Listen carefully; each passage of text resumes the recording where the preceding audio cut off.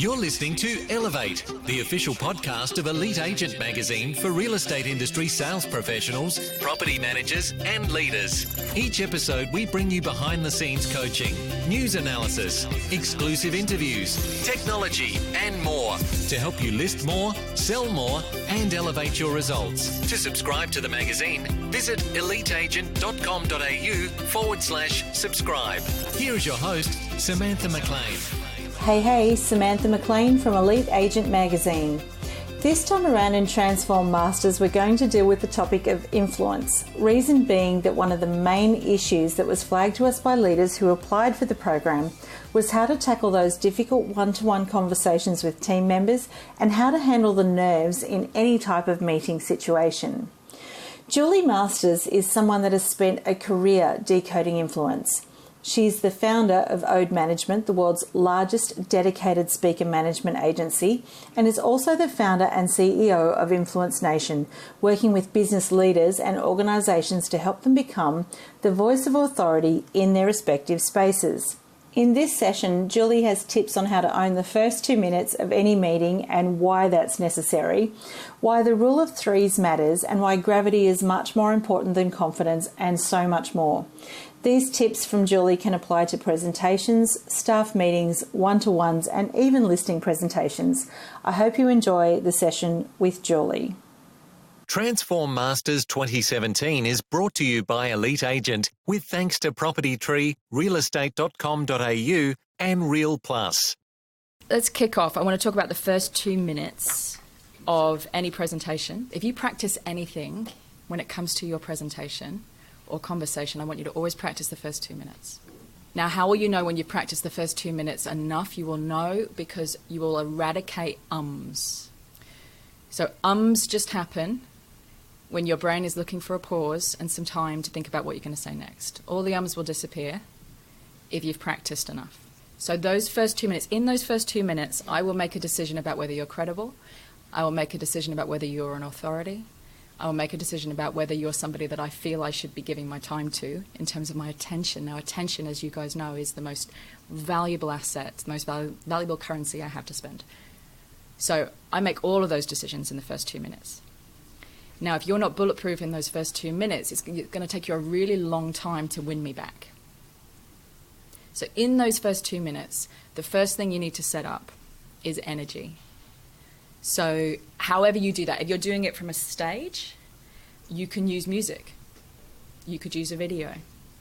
Anything that's going to get that room into the state that you want them to be before you go. In a one-on-one interaction, from an energy point of view, you've got to bring it. You've got to own that energy. So how you walk in, the way you set up the conversation. So I was talking to Gavin Rubenstein this week, and he was saying that when he walks into a vendor presentation, the first thing he says is, let's go, let's have a look around, we'll have a quick chat, and then I'll get out of your hair. Now, what he's done is he's set a tone, and he's set an energy for what's going to happen next. And also what he's done is he's owned a space. He's walked in, he's claimed a space, and I'm going to hold your hand, we're going to do this, this, and this. Don't worry, I've done this before, and then I'll get out of your hair. So you own the energy. Now, if you don't feel like you've got energy, you have to do everything you can before you get to that interaction to claim it. Have any of you seen a presentation, a TED Talk by Amy Cuddy? No? Check it out. It's probably one of the most watched TED Talks, I think. You're going to laugh, but basically all the research and all the neuroscience points towards if you stand like Superman/Superwoman for, I think it's 2 minutes, in a toilet, wherever you've got it, all the wiring in your brain starts pumping adrenaline and sets your system up to own it. So check out, it's called power posing. Check that out. Personally, I don't often have the room to be able to stand up. I usually just use music. So pick a song that pumps you or a song that gets you into the right headspace, and always listen to it beforehand. So that gets your energy set up. The next thing that you want to do, so there's 3 things that are important in the first 2 minutes. One is energy. The second one is intention. So with intention, what's the one thing you need to decide, the one thing that you want them to do, feel, or believe differently as a result of this conversation or presentation? You need to get absolutely clear on that up front. And all of your dealings need to come back around to that one thing. You need to open with it. My intention today, tonight, over this next hour is, and you need to close with it. So what is your one thing? Often we go in, we want them to understand too many things. We want them to understand, I have 5 points of differentiation from my competitors. I have 3 things I need you to know. I have, 5 accolades. All of those things are important, but they get lost. You need to be so clear on your one thing. The one thing, if you take one thing out of this, I want it to be this. I am on your side. I am, the number one real estate agent in this industry. I will get a higher price for you than anybody else. What is that one thing? Get clear on that. The third thing that you need to sort out in these first 2 minutes is what I would call elephants. So whatever room you walk into, there's going to be a number of, if you're lucky, there's one. If you're unlucky, there's more than one elephant sat in that room. And what I mean by an elephant is it's an assumption, an idea, a story, an energy that was there before you got there, and you need to get it out of the way so that people can hear you. So, for example, for those of you who have seen Chris Helder, and for those you're hopefully going to watch the videos that are sent through, he has an American accent. And so when he gets on stage, what's the first thing that you think every audience member in Australia does when they see Chris Helder speak? As soon as they hear an American accent, they shout down. And so what's the first thing he does in the first 2 minutes is he said, who here has noticed that I have a slight American accent? Whole room put up their hand. Who here is tired of listening to Americans talk? Everybody laughs. The elephant has gone. Now, all of your elephants are going to be different. It might be that it's last thing at night and I know you're tired and you've probably had a hectic day. That might be the energy elephant that's in the room. It might be a story about real estate in general. It might be a worry. I'm not an expert in your realm, but I can guarantee you that there are going to be some elephants in that room that you need to move out of the way so that you can be heard. Because unless you move them, they just sit in the front cortex of my attention, and it stops me from being able to hear you. So 3 things: energy, intention, and elephants. You need to get those things done in the first 2 minutes. And you need to be so good at those 2 minutes, so bulletproof with those 2 minutes, that I am in automatically. So that's your first 2 minutes. Start with energy. Second thing, intention. Intention stops story. So I'll give you a personal example. My husband and I, he's frustrated me for some reason. What will happen is I'll have a story in my head that he just does that just to annoy me. Now, rationally, I know that he doesn't, but in my head, there's this story. If he uses the language, my intention is, it cuts story. So as soon as he says, my intention is just to be here. My intention is just to listen to you and figure out what's going on. I can't do story while someone's doing intention. It's impossible. So intention comes next, and then you move any elephants that might be in the room. So then you've got it set. You've got the energy, you've got the state, you've got an intention for the next 10 minutes, 15 minutes, however long you guys have got, and you've got rid of anything that's going to be a distraction out of that. So next I want to talk about the power of 3. 3 points. So usually the way that our brains are wired is we're just set up to remember the number 3. I don't know why. I've heard various different theories. None of them have really sounded that true. However, I do know that it works. So 3 things we're set up to remember. If you go over 3 things, I'll probably still remember 3 things. It'll just depend on which 3 I remember. We are automatically wired to remember odd numbers. One of the theories is that it stops your brain from sitting on the fence. So if I give you even numbers, your brain will go one way or another with it. Whereas if I give you an odd number, it can't go one way or the other, so it remembers them all. Who knows? I'm not a neuroscientist. So the power of 3. You need to know what your 3 things are, the three points that you want to make before you go into a presentation. What are the 3? And I know you're probably all sat there going, there's so many points and they're all very important. And I'm sure that they are. But you have to understand that you're walking into a room where people have very limited bandwidth, regardless of the room you're walking into. And they just don't have the bandwidth to remember a lot. So get really clear on your 3 points. And you'll notice politicians do it. It's called the rule of 3. So they'll say it again, and then they'll tell you that they said it. They'll go into every press conference with 3 points they want to make. So it's tried and tested. What are your 3? With every 3, you need to back each one of those up with what I would call epic storytelling. So every 3 you need to bring alive. So it might be one of the points you want to make might be statistical, it might be facts, it might be figures. You know, we don't tend to remember facts and figures as human beings. We're storytelling creatures. You know, how many times have you sat over a beer or a wine with a friend and relived some statistics? You just don't. You relive stories. You retell stories. So stories stick because we have an emotional connection to stories. So using epic storytelling means that I've got my 3 points and I've got a story that brings each of those 3 points to life. Now, it might be a case study, it might be an example, or it might be what's called a metaphor, which is this is like, and then you compare it to something else. This is a bit like a game of football, if you're talking to a guy. It's a bit like a game of football. It's a game of two halves, you know, there's a goalie, So whatever stories you think are going to get the most emotional traction with the people that you're trying to reach. Recently, I was watching a David Attenborough documentary, and he was talking about being right at the bottom of the ocean. And he was saying, you know, I'm not going to be able to do his voice, by the way. He said, right at the bottom of the ocean, like 1,000,000 leagues under the sea, 2 million tons of pressure. And I was just like, He said, it sounds like a lot. Sounds big.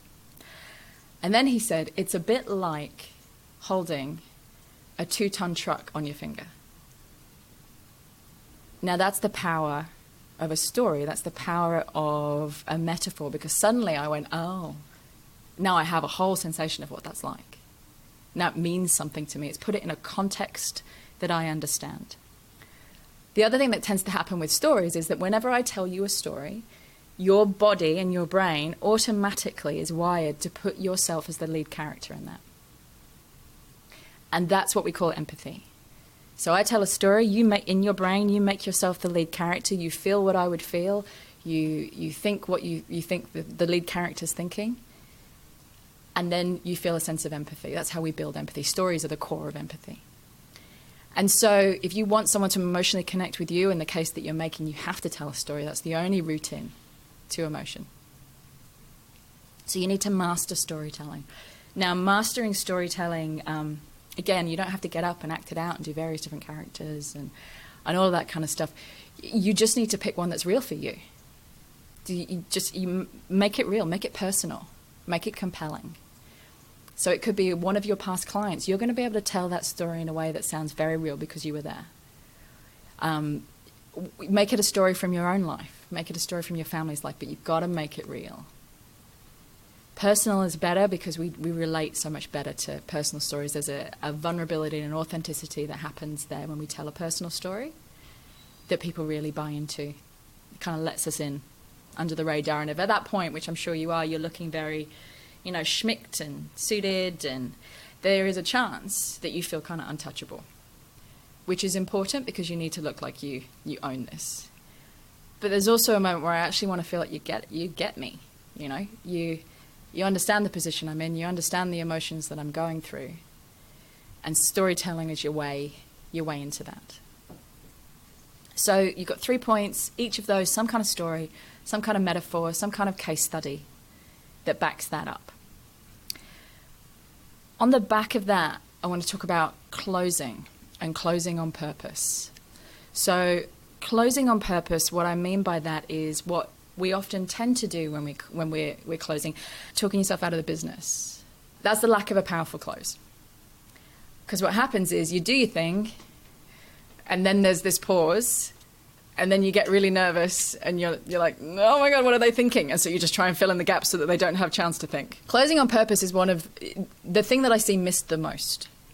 And I see it all the time with speakers, where I call it like the one-night stand version of a close, which is where you do your presentation, and then you go, okay, thank you and good night. And then you run off and just, don't swap phone numbers, don't call me, I'm just glad I got out of here. So you need to take a breath and close with awareness and close with intention. Now, there's 3 different types of closing that you can do. One is an information close. The information close is where basically you just relist everything you've been through, your 3 points. So your intention and your 3 points. Today we've covered this. Do you have any questions over those things? Was anything unclear? Did I leave any kind of loops unclosed that you've kind of got at the front of your mind there that you want to cover off? And notice I use very human language. So it's important that you use very human language, because often when we don't, if you say something like any questions, what's the first thing that someone says if you say any questions? I've done it. You'll go, no. So any questions, guaranteed to get no questions. You want to start using more human language, which is there anything just kind of, that you can feel bubbling away in your brain there that you think it would be great if I clarified? Is there anything that you can feel like needs a little bit more exploration? Start using more human language and you will get some questions. But if you say any more questions, you won't get any. So the information close. Repeat what you've said. Make sure that you've got out any final bits that are just sticking in their brain. The second one is what we call the emotion close, which is where you actually close with a story, a relevant story. So it could be, for example, I was working with a client recently. This happened, and then this happened, and then we had this fantastic result, and it was just down the road. And I'm leaving here, and I'm gonna go have dinner with them after I've left you. And I really would love to be able to replicate that for you. I learned so much during that process, and we got such a great response. I would love to be able to use those lessons that we learned and just go full steam ahead for you guys. So that's called an emotion close. That's when you close with storytelling. And again, it's because story is the only way into emotion. The third one is what we would call a request. So you finish with a request, and this is where we talk about powerful closing. And so the request is, I would like to invite you to, think about this more and get back in touch with me within 24 hours. That's probably not as powerful as it needs to be. That's more one that you can use on the stage because it's softer. But if you're in a one-on-one, it's just called asking for the business. It's called making a clear request. Am I able to get started on this for you now? Is there anything that would stop us getting started tomorrow? I'm really excited. How quickly do you think that you're able to get the paperwork across to me? Actually finishing with a clear, concise question. Now, I know in the real estate industry, because I do a fair amount of work in it, there are tons of scripts available. There are tons of people that have amazing languaging for this stuff. Find it, learn it, make a clean and clear request at the end, and then you just have to stop and give them chance to take a breath. And that's where it's called, in my business, it's called not trampling over yourself. And you'll see it with comedians. Comedians are the master of it. You'll notice, next time you watch a comedian, notice that when they want you to laugh, they shut up. And sometimes I've seen comedians shut up for the room's not laughing, they just stay quiet. And the room's still not laughing, and they still stay quiet. And the whole thing is, this gets funnier the longer I don't talk. And eventually, the audience joins in. You have to give people space. So don't trample all over yourself. Deliver the line, and then just give it some space. Now, they're very welcome to say, actually, I think we need to talk about it, or they're very welcome to say, I'll get back to you within 24 hours. But the more you can own the pauses and own the silences, the more you own the space. There's an authority that comes with being comfortable enough to say, I'm going to give you some time to breathe, or I'm going to give you some time to digest this. And we would call it the power of the pause. So even when you're giving a presentation, take a breath. Give people some time to actually think about what you've just said. And the more I talked about that gravity feeling, the more you ground down and you have a sense of gravity, the more comfortable you are just to deliver a story or deliver a point, and then just breathe for a second and then carry on. So letting there be the spaces. Your authority kind of almost lives in the spaces between the words. And the next time you see someone and you think that they have gravity or you think that they have authority, I just want you to watch what they do with their body. I want you to watch what they do with their language and watch what they do with their pauses. Because I guarantee you the most influential people I know are a master of the pause. So just getting really comfortable with that. I find one of the biggest things that people get nervous about when it comes to personal influence is when they start talking back. It's all very good and well when you're talking, but when they start talking back, stuff gets a little bit terrifying. in neurolinguistic programming, there are three positions. There's first position, second position, and third position. Now, if you're a top-class UN negotiator, you have to learn to live in what's called third position. First position, you know you're in first position when all you can hear is the voices inside your own head.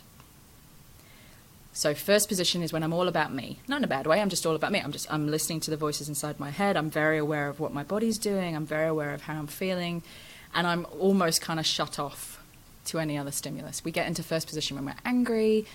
First position is basically there for fight or flight. Because if you're going to run away from a big bear, you'd better be like fully ready. So there's first position, and it's very hard to hear anybody when you're in first position. And then there's second position. And second position is when you're all about somebody else. You're totally tuned into them. You're watching what they're doing. You're picking up on their body language. Now, that sounds like the best place to be, and it's actually not the best place to be, because what happens is you can derail yourself then. So if I'm just staring at you, the second you do anything, like fold your arms, look down a little, if I'm in second position, my brain's going to start going. What's she doing? Why'd she just fold her arms? What happened then? Oh my God, I think I've lost her. Oh, that's it. I'm never doing this again. And we start to go nervous. So we're way too connected in to an individual. Third position, on the other hand, is when you're in helicopter mode. When you're in helicopter mode and you're just paying attention to the room. So you're listening and you're like, what's needed now? You know, she might have just crossed her arms because she's tired or she's had a bad day. I can hear the voice chattering in the back of my mind. I'm not paying any attention. I'm just really tuned in to what's needed right now. And that involves deep listening. So really deep, active listening. Now, you'll know that you're doing deep, active listening if you use clarification questions. So I noticed that you said this. I really want to understand that because it seems important to you. Can you reword it for me? Or can you explain it to me in a different way? That's when someone feels very heard. Because not only did you hear me enough to repeat my language back to me, but you care enough to want to make sure that you got it right. So deep listening, clarification questions, acknowledgement, that all happens in third position. You can't do that in first position. So the way to get yourself out of first position is to listen deeply and start picking up on the language. Make it an experiment. Make it a game in your head. Okay, I'm going to completely pick up on their language in here so that I can repeat it back and make sure that I've got it right. That's how you get yourself out of first. The other flip side of first, second, third position is when you're actually dealing with somebody that's in first position. So you're in third position, you're in a really good space, you're keeping an eye on everything, you're monitoring your state, you're monitoring their state, you're not attached to either of them, you're just figuring out where we need to go as two people. Then you've got someone else who's in first position because they're angry or something's gone on with their day and you're struggling to get them out of it. And raise your hand if you've ever been in a position where you've gone into a room and you think, have I just walked into something? I do not know what's going on here. Yeah, you know when you like cut the atmosphere with a knife, that thing? So that's what's needed there is what we would call breaking state. So there's a state in that room and you need to break it in order to be heard. Now, various different ways to break somebody's state. It sounds very macho, breaking somebody's state. It's not. To break somebody's state, you just need to find them. And if any of you have got kids, you'll be very familiar with how you do that. Like, how do you find, if a child is in state, first position, screaming, crying, having a tantrum, how do you break their state? To break somebody's state, you need to find them. And so with kids, what we do is you put them on your knee, you tend to actually come to their level. You ask them questions. Asking questions is an excellent way to break state. Because if I ask you a question, it's very hard to be in my head if I'm trying to answer your question. So asking questions.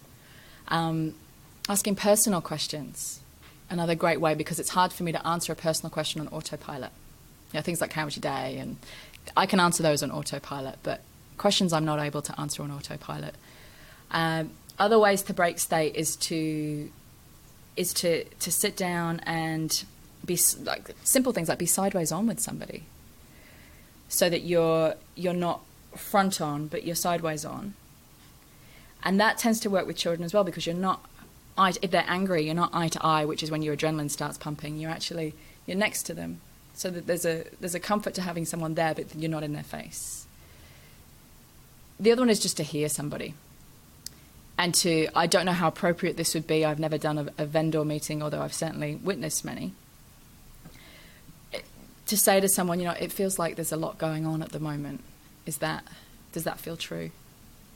Again, the same way you would with a child, because our emotions are our emotions. We just get better able at hiding them. I feel like there's something going on at the moment. Is that true? Does that feel true? And they'll go, do you know what? Yeah, my mum's in hospital. I'm really struggling to think. You go, okay, so what would work for you? Would it work for you if we rescheduled? Would it work for you if I just cut to the chase? Would it work what do you need right now? Because I'm here to be of service to you. So breaking state, your ability to own your own state and get in state, and your ability to break state are really important if you're going to up your influence. Practice trying to break someone's state, and you'll find that it's really hard to stay in state if someone's trying to get you out of it. It's actually really difficult if somebody is actively trying to connect with you. We're connective creatures. We find it difficult not to connect if someone's inviting us. It's hard to stay angry if somebody's actually listening, acknowledging, and trying to connect with us. Pat the dog, compliment the house, whatever you can do to break the mood that somebody may or may not. And if they're in a great mood, you don't need to do it. You just get straight into it. The other thing about feedback is to remember to take it seriously and not personally. So if somebody if you're doing a presentation, you get negative feedback for whatever reason, or you're in first position and you're thinking that they're giving you negative feedback in their head, you need to take it seriously and not personally. Personally is when you derail yourself, and seriously is when you learn. So somebody might be questioning your information, but they are not questioning your right to give that information. And that's where we start taking it personally. We start to think that someone's questioning our right to give the information, that whole "who do you think you are" question. To take something seriously is to go, I have every right to give this information. Is this the right information? Is the way I'm delivering it helpful? Is the content helpful? Could I learn something? And that's when you'll get better and better and better and better. But if you start taking it personally, it's a downward slope from there. So seriously, not personally. The question, who do you think you are? I can tell you from personal experience that, I work with a lot of CEOs, and I work with global thought leaders who get up and speak in front of thousands of people and write books, and politicians, and a lot of different types of people. And every single one of them would ask themselves that question at least 3 times a day. And if you had a bottle of wine with them, would tell you all about it. So I have come to believe that your ability to be able to answer that question is probably the biggest difference between whether you will step up and own your space or whether you won't. So if you take it as a given that question's going to come up, either in your head, or if you post something online and somebody with a random anonymous handle writes something back, the subtext of which is always going to be, who do you think you are? You need to have already answered that question in your head. So who do I think I am? I think I am the leading real estate agent in my area. I think I am an expert in this, this, and this. I think I am the hardest working, most resourceful, most relentless real estate agent on my patch. You need to be able to answer it for yourself. Because if you can't answer it for yourself, when it comes up, it's going to derail you. So make sure you answer that question first and you're really clear on it. And then if it comes up in whatever form it comes up on. I know some of you, I recognize some of you, and I know some of you have got a good following. And I'm sure that you have those moments where something gets written and you have that moment of, oh, even if it's only like a millisecond, you have that kind of, oh, ouch moment, or, oh, maybe I shouldn't have, maybe I shouldn't post as much, maybe I should post differently, maybe I should all those questions, exactly the same question. Who do you think you are? Exactly the same question, just in different formats. So make sure you answer that question. Is probably the biggest influence piece of advice that I can give you, other than the technical tools. I just want to talk about the difference between certainty and confidence very quickly again. To speak with certainty and to be certain are two different things. I don't want you going out there feeling like you've got to be certain. To be certain is to be inflexible. To be certain is you don't take on any feedback. to speak with certainty means that I go into a room. So I'm here with you today. I've put an hour aside of my time to give you the best of what I've got today. And I will speak with certainty, as in the best of what I have in terms of my information and my experience, I will give you in this hour. Now, if I find something else out tomorrow that turns out I was wrong, so be it. I will change my mind. I'll pivot. I'll take it on board and I'll change. But if I'm so focused on trying to be certain, I'm closed off from feedback. I'm closed off from anybody asking any questions because I really don't want anyone to rock my boat. So speaking with certainty and being certain, two different things. You want to focus on on speaking with certainty, and that means that you go into any room with any vendor with the mindset of I'm going to give you the best I've got. All my experience, with everything I know, with everything I've done, I'm going to give you the best I've got in this moment. And if you can do that, I promise you will speak with certainty. Well, that's it for this session. And remember, we're delighted to have Julie Masters along at our event, How to Lead a Winning Team in 2018, where she will be talking on the subject of how to dominate online in a new age of influence. For tickets, visit eliteagent.com.au/win2018. Catch you again soon for some more insights from this year's Transform series. To keep up with all the latest information from Transform, visit eliteagent.com.au/transform. I'm Samantha McLean. Thanks for joining in, and we will see you soon. Transform Masters 2017 is brought to you by Elite Agent with thanks to Property Tree, realestate.com.au and Real Plus. To subscribe to the magazine, visit eliteagent.com.au/subscribe.